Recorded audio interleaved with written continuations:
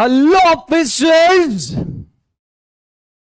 Good morning and स्वागत है आप सभी लोगों का फिर से एक बार रीजनिंग की एक और धमाकेदार क्लास में। कैसे हैं आप सब लोग? उम्मीद है सब लोग एकदम बढ़िया हैं और सब लोगों की तैयारी एकदम अच्छे से चल रही है। एनालिटिकल रीजनिंग के 4 लेक्चर्स हमारे हो चुके हैं। आज हमारा 5वां लेक्चर है और इस 5वें लेक्चर में कुछ क्वेश्चंस की प्रैक्टिस और कुछ छोटे मोटे टॉपिक्स जिनमें कभी कभार क्वेश्चंस हमें देखने को मिलता है वो हम डिस्कस करने वाले हैं। ठीक है, बट उससे पहले मुझे बता दीजिएगा, ऑल गुड? अभी तक A to Z सारी की सारी चीजें सही ट्रैक पे आगे बढ़ रही है? बताइए।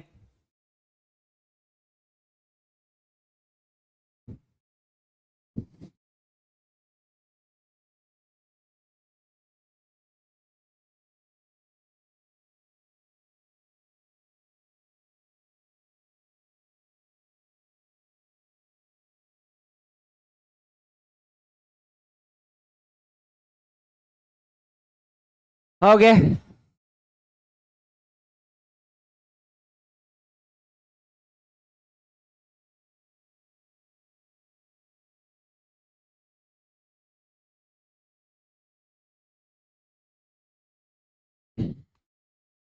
ओके, चलो।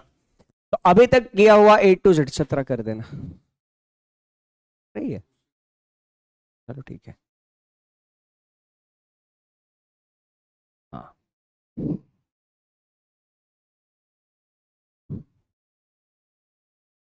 तो अभी तक किया हुआ सारा का सारा डिस्कशन क्लियर है तो एक लिख दीजिएगा सभी लोग फटाफट।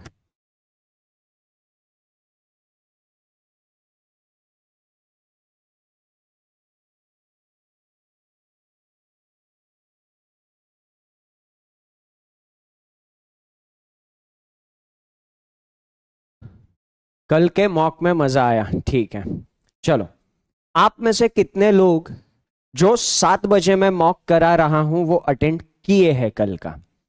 ठीक है, आरआरबी पॉइंट ऑफ व्यू थोड़ा सा इंपॉर्टेंट डिस्कशन कर लेते हैं और फिर आज के डिस्कशन पे आगे बढ़ते हैं। ठीक, आरआरबी का एग्जामिनेशन तो सब लोग देने वाले हो,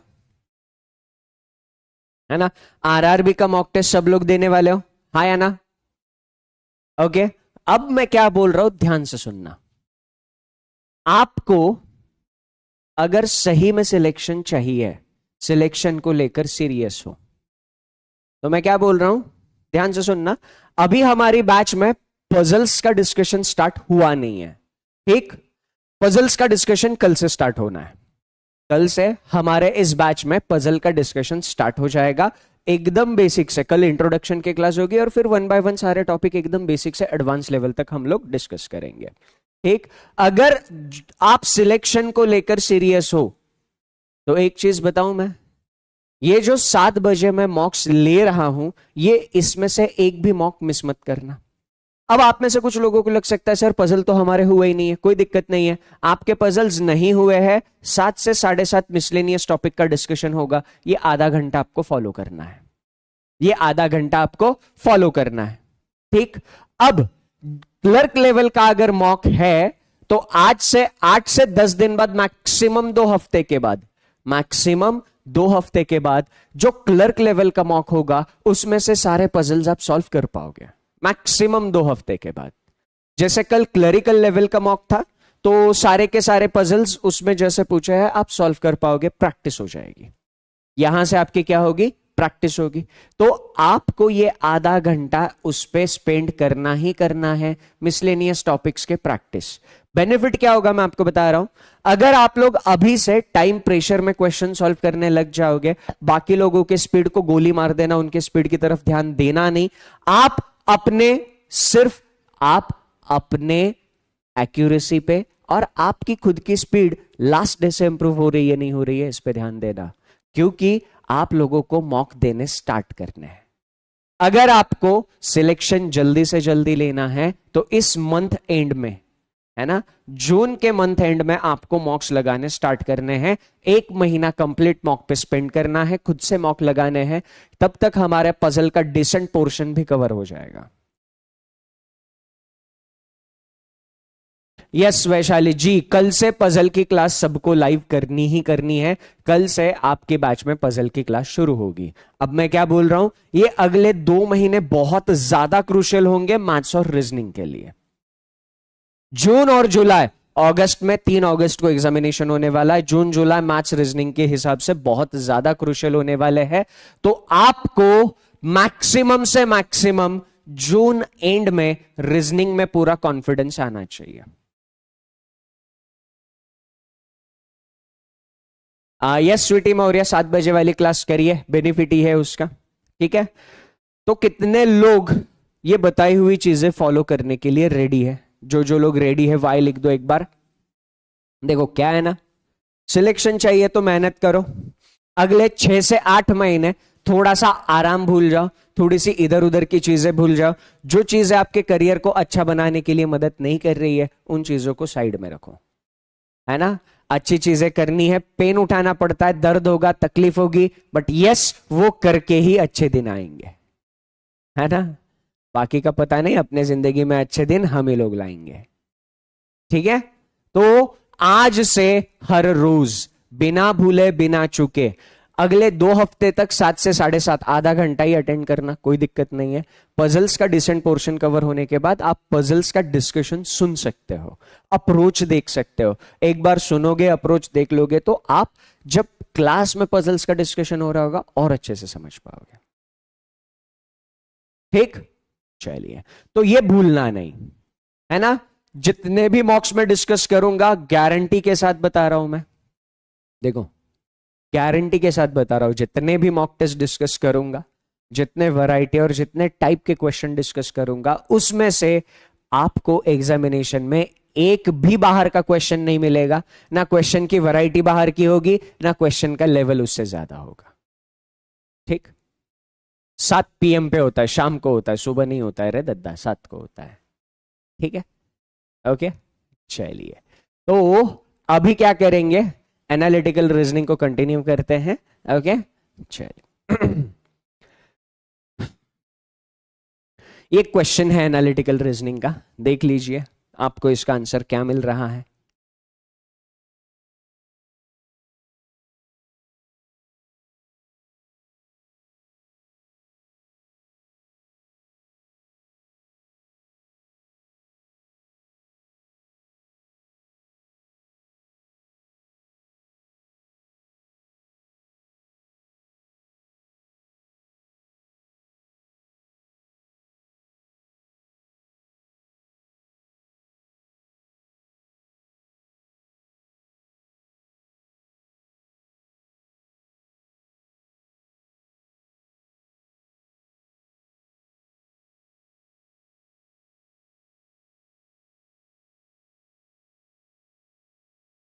रीजनिंग की टाइमिंग 9 बजे करने में एक्चुअली एक दिक्कत है। क्या दिक्कत है पता है?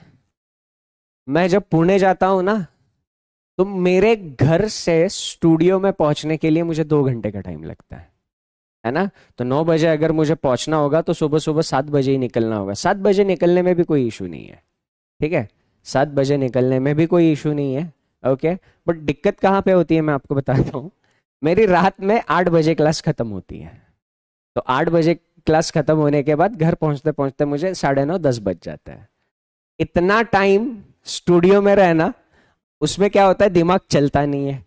जब मेरा घर पे स्टूडियो का काम हो जाएगा तब मैं सोचता हूँ, ठीक है, मैं घर पे स्टूडियो बनवा रहा हूँ, उसका काम कंप्लीट होने के बाद सोचता हूँ अगर आप सब लोग चाहते हो सुबह ही तो फिर वैसा डिसीजन ले लेंगे। फिलहाल अभी अपने रेगुलर टाइम पे चलेगी, ठीक है। चलो, कितने लोगों को इसका मतलब नहीं पता, बताओ कितने लोगों को इसका मतलब नहीं पता? मेरे हिसाब से ऐसा कोई होगा ही नहीं। मैक्सिमम लोग होंगे जो इसका मतलब जानते होंगे, मैक्सिमम लोग होंगे जो इसका मतलब अच्छे खासे से जानते होंगे। आर्ग्यूमेंट, बहस, दलील। हिंदी में परफेक्ट वर्ड बहस नहीं दलील है।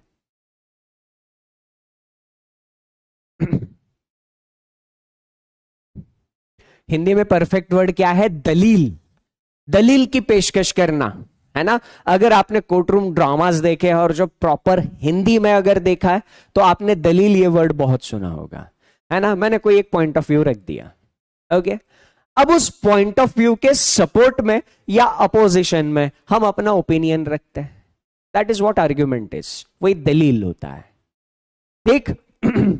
तो अब जैसे कि एक डिस्कशन आया, आप में से किसी एक स्टूडेंट ने बोल दिया सर रीजनिंग की क्लास सुबह 9 बजे कर दो. ठीक. अब इसमें कुछ लोगों ने बोला हां सर कर दो, कुछ लोगों ने बोला नहीं सर मत करो. अब ध्यान से सुनना, आर्ग्यूमेंट में क्वेश्चंस को कैसे टैकल करना, ध्यान से सुनना, बहुत प्यारी चीज है ना. अगर इसमें मतलब सुबह 9 बजे क्लास को रखना चाहिए क्या, ये सही या गलत में हमें देखना नहीं होता है.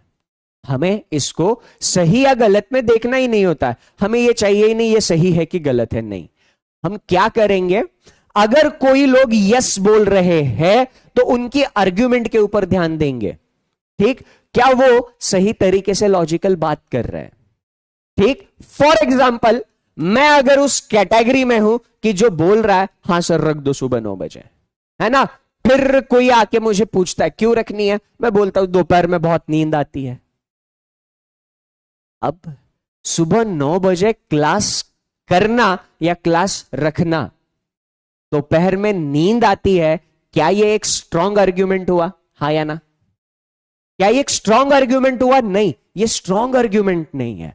अगर किसी ने बोल दिया हां रख दो दोपहर में नींद आती है, तो ये स्ट्रॉन्ग आर्ग्यूमेंट नहीं है. ये कौन सी आर्ग्यूमेंट है सर, ये वीक आर्ग्यूमेंट है ना, ये कमजोर दलील है. ये वीक आर्ग्यूमेंट है. बट अगर हां किसी ने बोल दिया, मतलब अब कोई आया मेरे पास और वो बोला नहीं सर मेरी कॉलेज होती है दोपहर के टाइम में, दोपहर के टाइम में मेरी कॉलेज होता है, तो ये कौन सा आर्ग्यूमेंट हो गया, ये स्ट्रॉन्ग आर्ग्यूमेंट हो गया. मेरा कॉलेज टाइम है, ये कौन सी है, स्ट्रॉन्ग आर्ग्यूमेंट. सेम इधर नो वालों के पॉइंट ऑफ व्यू से भी हम देखते हैं. कोई बोल रहा है नहीं नहीं सुबह सुबह नहीं, सुबह सुबह 9 बजे नहीं. क्यों, उठ नहीं पाते सर, है ना, उठ नहीं पाते. ओके.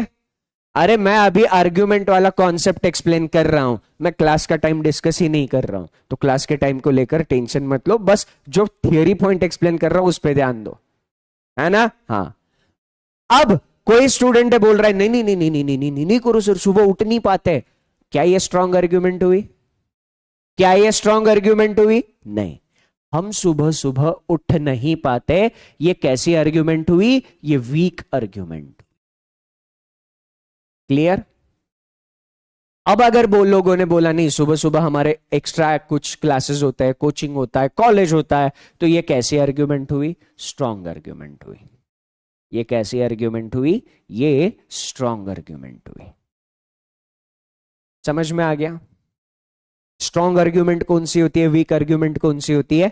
हमें इसमें सही गलत देखना ही नहीं होता है, हमें इसमें पहचानना होता है कौन सी आर्ग्यूमेंट स्ट्रॉन्ग है, कौन सी वीक है.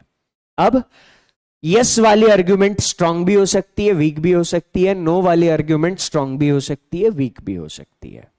तो स्ट्रॉन्ग एंड वीक आर्ग्यूमेंट पूरा का पूरा पिक्चर क्लियर है तो एक लिख देना, किसी को कुछ डाउट हो तो पूछ लेना. क्वेश्चन देखते हैं. Should parents make the same financial commitment to their kids marriage as they do to their education. आगाएगा, क्या पेरेंट्स को सेम फाइनेंशियल कमिटमेंट देनी चाहिए अपने बच्चों की शादी के लिए, है ना, जैसे ही वो अपने एजुकेशन, बच्चों के एजुकेशन के लिए देते हैं. सबसे पहले तो मेरे को एक बात समझ में नहीं आती, शादी पे इतने खर्चे होते क्यों है. ऐसे डिस्कशन चल रहा था हमारे यहाँ, तो एक डिस्कशन आप लोगों के साथ शेयर करता हूं. अंबानी ने अपने बेटे की शादी पे इतना खर्च किया, है ना, इतना खर्च किया अंबानी ने अपने बेटे की शादी पे. बट अंबानी की जो टोटल नेटवर्थ है ना, उस टोटल नेटवर्क का वो 0.01% भी नहीं था जितना उसने खर्च किया. हाँ, और यहां पे कर्जा ले लेके लोग शादियां करते हैं. मेरे को समझ में ही नहीं आता. ना, चलो जान दो उसको.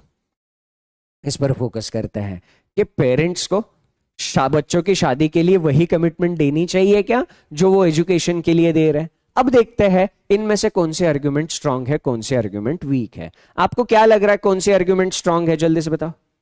कौन सी आर्ग्यूमेंट स्ट्रांग है, आपको क्या लग रहा है. पहली आर्ग्यूमेंट है parents must not put less money into marriage. बात लॉजिकल है ही नहीं, है ना। पेरेंट्स को शादी में कम पैसा नहीं खर्च करना चाहिए। कितनी वाहियात आर्ग्यूमेंट है, हा? इस तरीके का लॉजिक होता ही नहीं ना सर। हा?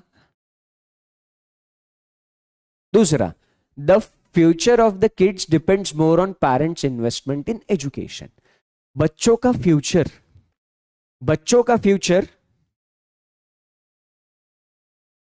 जितना भी पेरेंट्स उनके एजुकेशन पे खर्च करेंगे उसके ऊपर डिपेंड करता है। देखो, स्टेटमेंट सही है या गलत है इसका इवैल्यूएशन हम नहीं करेंगे। स्टेटमेंट सही है या गलत है इसका इवैल्यूएशन हम नहीं करेंगे। ऊपर जो भी सवाल पूछा है, ऊपर जो भी मुद्दा उठाया है, उस मुद्दे को कितने स्ट्रांग तरीके से वो सपोर्ट करता है, ये हमें देखना है। ये स्टेटमेंट शादी में कम पैसा नहीं खर्च करना चाहिए, इसको सपोर्ट नहीं कर रहा था, तो ये क्या होगा? वीक आर्ग्यूमेंट होगा। और ये इसको स्ट्रांगली सपोर्ट कर रहा है। एजुकेशन में पैसा खर्च करना चाहिए क्या? हाँ, करना चाहिए भाई साहब, क्योंकि फ्यूचर उसी बात पे तो डिपेंड करता है। तो इसका सही आंसर क्या होगा? Only B is correct. सारा डिस्कशन क्लियर है तो एक लिखो फटाफट सब लोग। किसी को डाउट है तो 0 लिख के अपना डाउट पूछना। अगले क्वेश्चन पे चलते हैं। यह रहा अगला क्वेश्चन, आर्ग्यूमेंट वाला ही है, आर्ग्यूमेंट वाला ही है, अच्छे से देख लीजिएगा।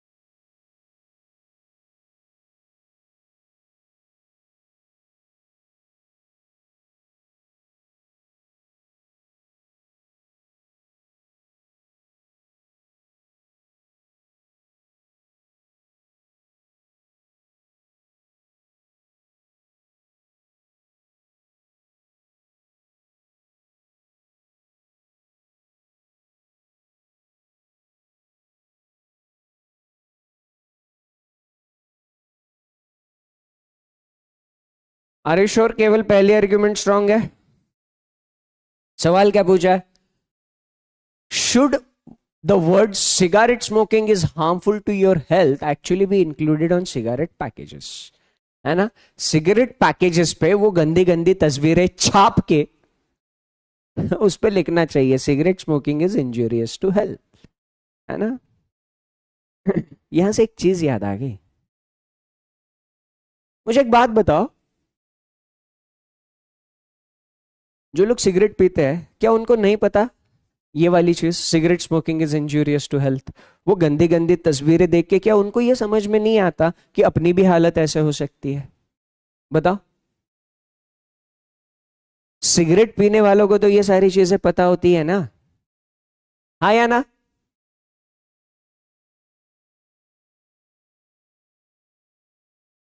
हाँ या ना? यस, है ना। लिखा होता है, लोगों को पता होता है, फिर भी लोग सिगरेट पीते हैं। यहां पर एक बहुत इंपॉर्टेंट चीज मैं आपको बताना चाहता हूं कि जिंदगी में जानना पर्याप्त नहीं होता। सिर्फ जानने से काम नहीं बनता सर। आप लोगों को पता है, मैंने बताया है, सबको पता है, सबको बताया है कि भाई साहब अगर कोई एक फलाना टॉपिक समझ में नहीं आता तो वो लेक्चर 2 बार देखो, 3 बार देखो, 4 बार देखो। अगर आप चीजें भूल रहे हो तो रोज आधा घंटा निकाल के उस पर्टिकुलर टॉपिक की रिवीजन करो। अगर आपको सिलेक्शन चाहिए, बिना भूले बिना चुके 7 बजे वाली क्लास अटेंड करो। बताया सबको है, पता सबको है, पर दिक्कत वही है ना sir, cigarette smoking is injurious to health, पता सबको है पर करते सभी लोग हैं।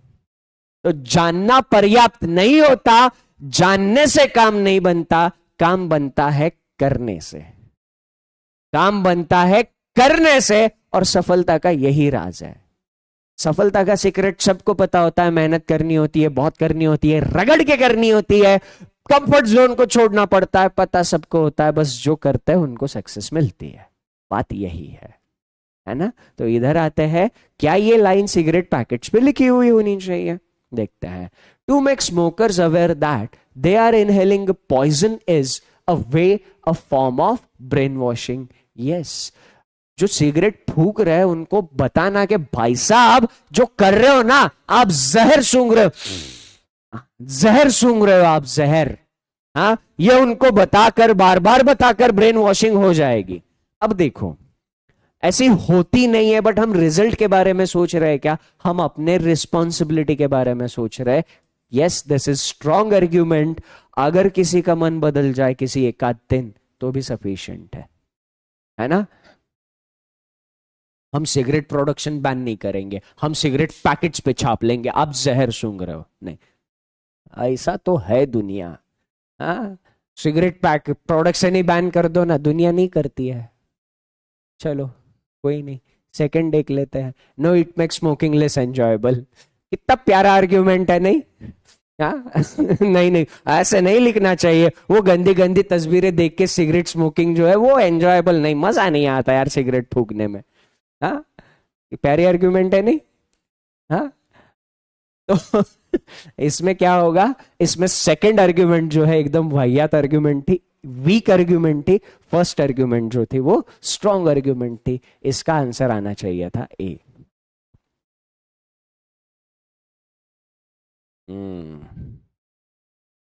चलो आगे बढ़ते हैं। सारा डिस्कशन क्लियर है तो एक लिखो, किसी कोई डाउट, दिक्कत, समस्या, परेशानी, जीरो लिख लो और पूछ लो।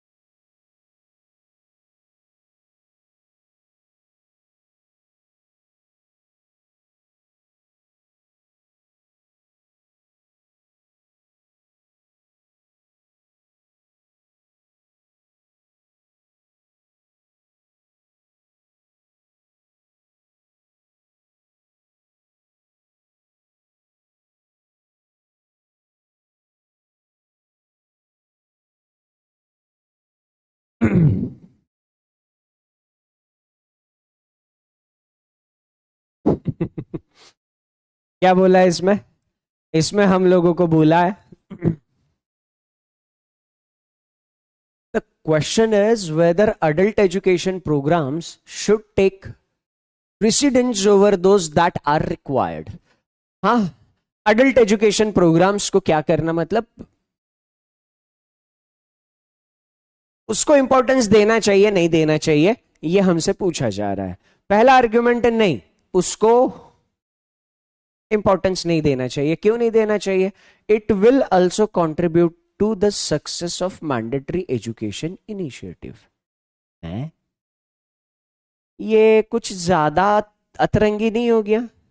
मतलब बोल रहा है नहीं और बात उल्टी कर रहा है, बात उल्टी कर रहा है ना सर ये। It will also contribute to the success of the mandatory education initiative. इस हिसाब से इसको यस होना चाहिए था। इस आर्ग्यूमेंट के हिसाब से इधर यस होना चाहिए था, बट ये एक दूसरे को कॉन्ट्राडिक्ट कर रहे हैं। बात समझ में आ गई? ऑप्शन ई वालों, success of the mandatory education programme, mandatory जो एजुकेशन प्रोग्राम के इनिशिएटिव्स है जो जरूरी है करना, उसकी सक्सेस में कंट्रीब्यूट करेगा अडल्ट एजुकेशन का प्रोग्राम, है ना? तो सर इधर यस आना चाहिए था। नो से बात नहीं बनेगी, नो से बात नहीं बनेगी, पहला गलत हो जाएगा, आपस में कॉन्ट्राडिक्ट कर रहे थे। नो की जगह यस होता तो स्ट्रॉन्ग आर्ग्यूमेंट होता। समझ में आ गया सबको?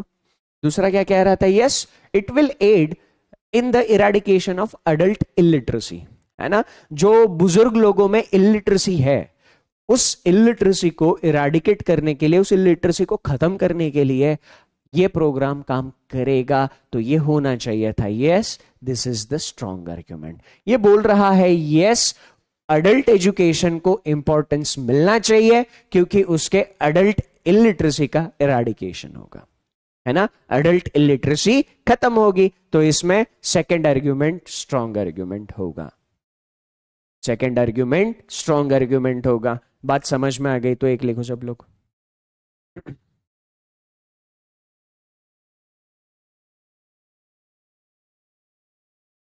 बात समझ में आ गई तो एक लिखिए सब लोग। ठीक, सारा का सारा डिस्कशन क्लियर है तो एक लिखना।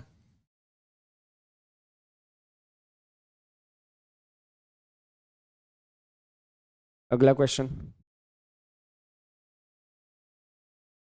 बहुत बढ़िया।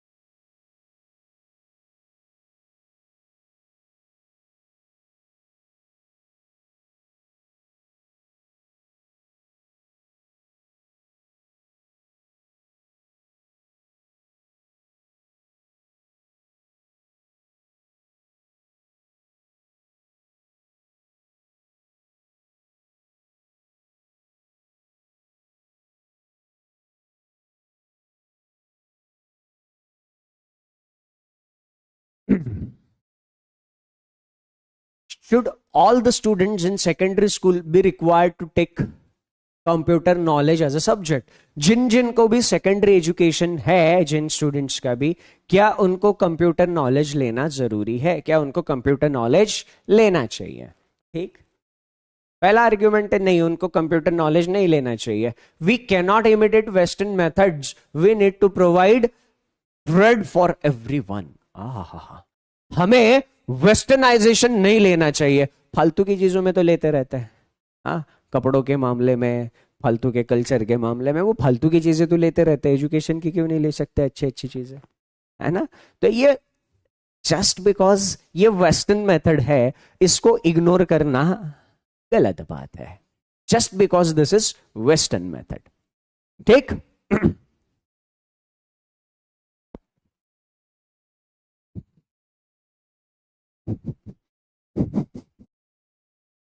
एक को बोर्नविटा देना चाहिए था, वो स्ट्रॉन्ग आर्ग्यूमेंट हो जाता। ना मुन्ना, ऐसे काम नहीं करता अमन। अमन कह रहे एक को बोर्नविटा देना चाहिए था, वो स्ट्रॉन्ग हो जाता। चलो, सेकंड क्या है? Yes, without providing our children with computers we can not compete the global economy. बात बिल्कुल सही है ना, ग्लोबल इकोनॉमी को टक्कर अगर देना है तो बच्चों को कंप्यूटर का नॉलेज होना चाहिए। एंड एक चीज मैं आपको बताता हूं, all the modern age technologies are swords of double as.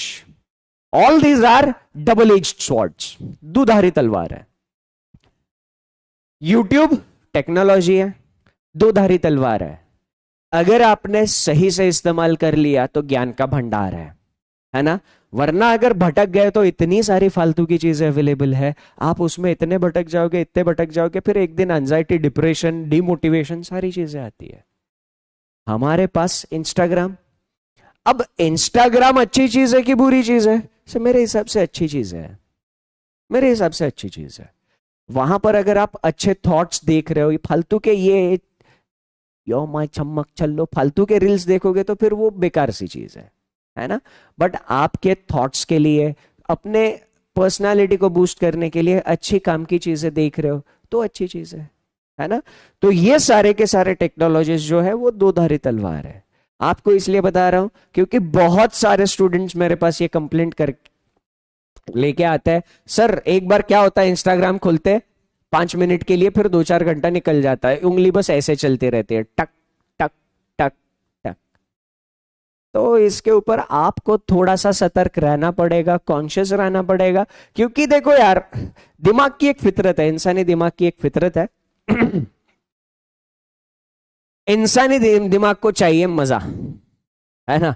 इंसानी दिमाग को चाहिए मजा, प्लेजर, है ना। जब कोई हम ऐसा काम करते हैं, दिमाग में डोपामाइन सीक्रेट होता है, वो डोपामाइन इफेक्ट पूरी बॉडी को मस्त फील कराता है ना। ये मेहनत करने से, कष्ट वाले काम से इसको परहेज है। बट रियलिटी क्या है कि मेहनत और कष्ट से ही आगे चल के जिंदगी आसान बनती है ना। तो ये थोड़ा सा ध्यान में रखना और अपने डे टू डे हैबिट्स पर वॉच रखना। Watch your habits and try to frame those habits so that they can help you in building your future।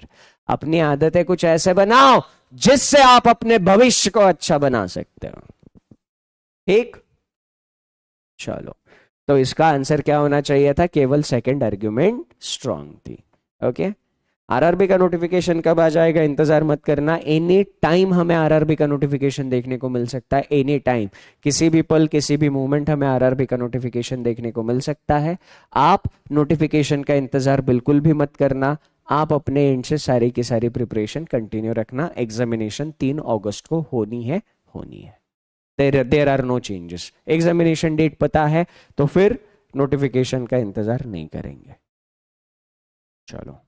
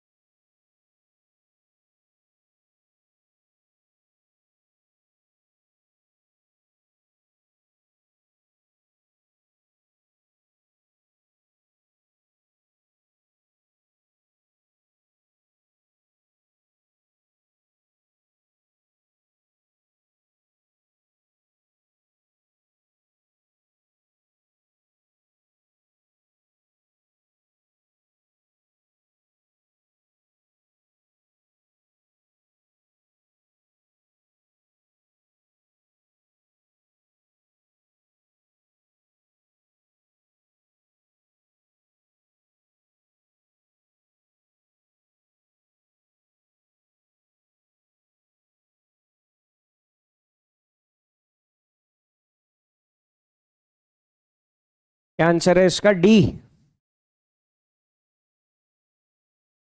Okay. Should, ये क्या है? Mountainous states along international borders be given special category status which entails greater funds from the central government and other significant concessions. जो पहाड़ी area के, जो पहाड़ी states है है ना, बॉर्डर को लगकर जो पहाड़ी स्टेट्स है उनको स्पेशल स्टेटस देना चाहिए। क्या स्पेशल स्टेटस देने से क्या होगा कि सेंट्रल गवर्नमेंट की तरफ से जो भी एडिशनल उनको फंड्स कहो या फिर कुछ स्पेशल कंसेशंस कहो पॉलिसीज के मामले में या और किसी भी चीज के मामले में, ये होना चाहिए क्या? अब होना चाहिए क्या नहीं होना चाहिए, हम अपने ओपिनियन को नहीं देखेंगे, हम ये देखेंगे अगर कोई हाँ बोल रहा है कितने लॉजिकल तरीके से बोल रहा है, अगर कोई ना बोल रहा है कितने लॉजिकल तरीके से बोल रहा है।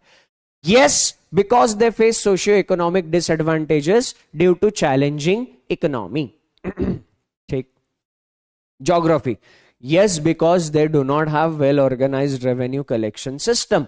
Revenue collection system organized नहीं है उनके पास। उनके पास well-organized revenue system नहीं है, इस वजह से उनको स्पेशल स्टेटस देना या कंसेशन देना अच्छी बात नहीं है। अगर well organised revenue collection system नहीं है तो आप उस सिस्टम को बिल्ड करने पे ध्यान दो, स्पेशल कंसेशंस देकर, है ना। इधर क्या दिया है? ग्रेटर फंड्स, और ज्यादा फंड्स। अरे रेवेन्यू कलेक्शन का सिस्टम नहीं है, इसकी वजह से आप पैसा दे रहे हो, गलत बात है ना। एंड अदर सिग्निफिकेंट कंसेशन, बाकी के सिग्निफिकेंट कंसेशंस नहीं। अगर यहां पर बोला होता कि उनके पास रेवेन्यू कलेक्शन सिस्टम नहीं है वेल ऑर्गेनाइज्ड, उसको डेवलप करने के लिए, है ना, इधर आगे लिखा होता कि वो सिस्टम डेवलप करने के लिए जो पैसा चाहिए उसके लिए, तो ये स्ट्रॉन्ग आर्ग्यूमेंट होता। बट किस लिए, ये आगे क्या करेंगे वो दिया नहीं है, that is why second is weak argument. Discussion clear है तो एक लिखो, डिस्कशन क्लियर है तो एक लिखो, ठीक। हाँ, और जिसने ए आंसर दिया है भाई साहब को तो गुड मॉर्निंग बोलना बनता है। तीसरा हमारे पास है ही नहीं, कहां से ए आंसर दे दिए हैं। चलो, yes, because they face socio economic disadvantage due to challenging geography, बात बिल्कुल सही है। उनकी ज्योग्राफी की वजह से उनको सोशल भी थोड़ा सा डिसएडवांटेज है, इकोनॉमी के हिसाब से भी थोड़ा डिसएडवांटेज है ना। तो ये जो सोशो इकोनॉमिक डिसएडवांटेज है उसकी वजह से ये उनको क्या है, स्पेशल स्टेटस और एक्स्ट्रा फंड्स मिलने चाहिए थे। सारा डिस्कशन क्लियर तो एक लिखो। अच्छा, सारा डिस्कशन क्लियर है तो एक लिखो। किसी को कोई डाउट, दिक्कत, समस्या, परेशानी है तो 0 लिखो और पूछ लो, ठीक। तो ये जो अभी हम लोगों ने डिस्कस किया, ये स्टेटमेंट एंड आर्ग्यूमेंट्स, इस पर भी आपको एग्जामिनेशन में अच्छे खासे क्वेश्चंस देखने को मिल सकते हैं। ओके, तो स्टेटमेंट आर्ग्यूमेंट सारा क्लियर। तो अब जरा मुझे ये बताना कि आप में से कितने लोगों को पूरा एनालिटिकल रीजनिंग क्लियर हो गया है। आई होप के मैक्सिमम लोगों को एनालिटिकल रीजनिंग क्लियर हो गया है, ठीक। अब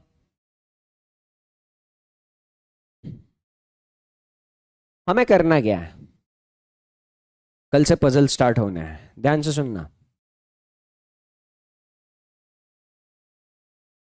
एक पॉइंट मैं आपको बता रहा हूं पजल स्टार्ट करने से पहले, अगर सिलेक्शन चाहिए तो पजल से प्यार करना ही पड़ेगा। अगर, वैसे हम डिस्कस ही इसे अंदाज से करेंगे कि पजल से प्यार हो जाएगा। अगर A to Z start to end सारी की सारी चीजें, A to Z सारी की सारी चीजें अगर आपने सुनी, अच्छे से ध्यान दी, पजल हमें एकदम अच्छे से समझ में आएगी, एकदम अच्छे से, ठीक है। सिलेक्शन के लिए मैं आपको एक चीज बता दूं, सारे के सारे एग्जामिनेशन में अराउंड 70% वेटेज सारे प्रीलिम्स एग्जामिनेशन में पजल का ही है। ठीक, डिटेल में कल के सेशन में बात करेंगे, बट एक चीज बताता हूं, मैंने ऐसे एस्पिरेंट्स देखे हैं जिनको लगता है कि ये कॉम्पिटिटिव एग्जामिनेशन में सिलेक्शन लेना is going to be a cake walk for them, है ना। ऐसे यूं निकल पड़े और मिल गई मंजिल, क्या ही मजे है। मजा तो तब है जब पैरों में छाले पड़े, है ना। तो सफर का मजा तभी है जब सफर में कुछ अप एंड डाउन होंगे। आपका कॉम्पिटिटिव एग्जामिनेशन का सफर तो ऐसा होगा ही नहीं कि चले और मंजिल पर पहुंच गए, नहीं। ठीक, तो यहां पर मैं क्या बोल रहा हूं, पजल टफ नहीं होता है। मैं अभी वही बता रहा हूं ना, पजल टफ क्यों लगते हैं, क्योंकि क्या होता है ना, देखो हम है ना एक लिमिट से ज्यादा एफर्ट्स नहीं लेना चाहते। हम एक एफर्ट से ज्यादा, लिमिट से ज्यादा एफर्ट्स नहीं लेना चाहते। और जो लोग इस चक्रव्यूह में फंसते हैं, नहीं लिमिटेड एफर्ट्स लेंगे और लिमिटेड एफर्ट्स से बहुत बड़ा रिजल्ट लाएंगे, उन लोगों के लिए चीजें दिक्कत देती है। अगर आपके अंदर वो जुनून है, जज्बा है कि नहीं sir, I do everything what it takes for selection, selection के लिए जो चाहिए जितना चाहिए मैं हर कोई चीज करने के लिए रेडी हूं। अगर आपके पास ये जज्बा है, अगर आप इस माइंडसेट के साथ एडमिशन लिए हो और इस माइंडसेट के साथ अपने प्रिपरेशन को आगे लेके जा रहे हो, आपके लिए मजा आने वाला है ना। बस जहां पर आपको लगेगा कि यार हाँ थोड़ा सा हो रहा है ना, वहां पर आपको थोड़ा सा अपनी एंड से एक्स्ट्रा एफर्ट डालना है, दैट्स इट। मैंने आपको डे 1 पे क्या बोला है, डे 1 पे यही बोला है कि भाई साहब मैदान छोड़ के भागना नहीं, बाकी उस जंग में जीत कैसे लानी है मेरी जिम्मेदारी है ना। शर्त क्या है, मैदान छोड़ के भागोगे नहीं, ठीक। यस, तो शाम को मिलेंगे 7 बजे वाले मॉक में, ठीक है। तो अभी आज के सेशन में किसी को कोई डाउट, दिक्कत, समस्या, परेशानी है तो बताओ, ठीक। चलो, तो A to Z सारी की सारी चीजें क्लियर है और सेशन में मजा आ गया तो चैट सेक्शन में आग लगा दो। पजल्स की शुरुआत हम कल से करेंगे, श्री गणेशा कल से करेंगे, ओके। चलिए, तो फिर आज के सेशन में मेरी तरफ से इतना ही। That's it from my side in this session. Thank you, take care and सबसे important, enjoy your time, bye bye.